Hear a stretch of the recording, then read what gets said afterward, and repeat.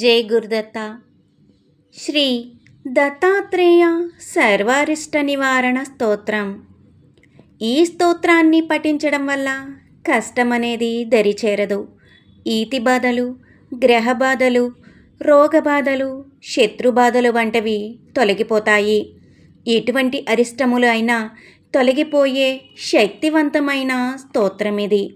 మీరు ఏ కార్యం తలపెట్టినా విజయం వరిస్తుంది. భక్తితో, శ్రద్ధతో ఈ స్తోత్రాన్ని 3 సార్లు త్రికాలములయందు పఠించండి. దత్తాత్రేయ సంపూర్ణ అనుగ్రహం మీకు కలుగుతుంది. ముందుగా ఈ వీడియోకి ఒక లైక్ చేసి నా ఛానల్ని సబ్స్క్రైబ్ చేసుకోండి. నా ఛానల్ గ్రోత్కి సపోర్ట్ చేయండి. శ్రీ దత్తాత్రేయ సర్వారిష్ట నివారణ స్తోత్రం. భూత ప్రేత పిశాచాద్య యస్య స్మరణమాత్రతః దూరాదేవ పలాయంతే దత్తాత్రేయం మామితం. యన్నామస్మరణాదైన్యా పాపం తావంచ నశ్యతి.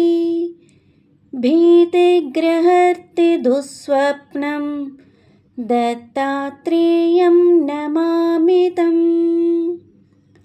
దద్రుస్ఫోటకకుష్ఠాది మహమారీ విఘాచికా నశ్యంత్యనేపి రోగాశ్చ దత్తాత్రేయం నమామితం. సంగజాదేశకాలోధాపి సంక్రామికాగతాః శామ్యంతి యస్మరణతో దత్తాత్రేయం నమామితం. సర్సవృశ్చికదష్టానాం విషార్తానాం శరీరిణాం యన్నామాశాంతిదం శీఘ్రం దత్తాత్రేయం నమామితం.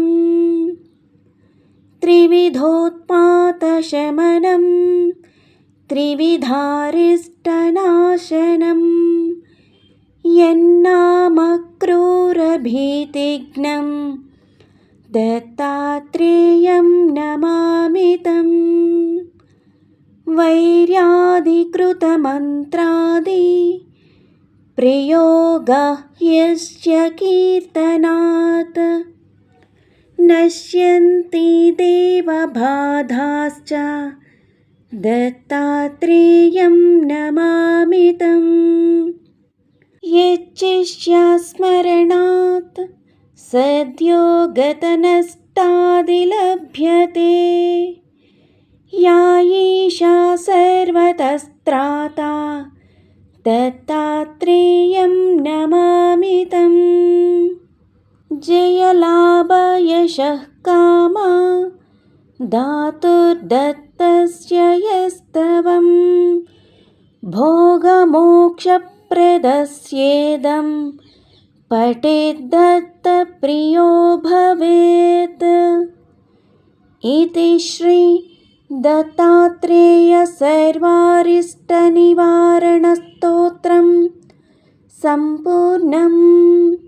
నా వీడియో కనుక మీకు నచ్చినట్లయితే తప్పకుండా లైక్ చేయండి, షేర్ చేయండి, సబ్స్క్రైబ్ చేయండి. నా ఛానల్ గ్రోత్కి సపోర్ట్ చేయండి.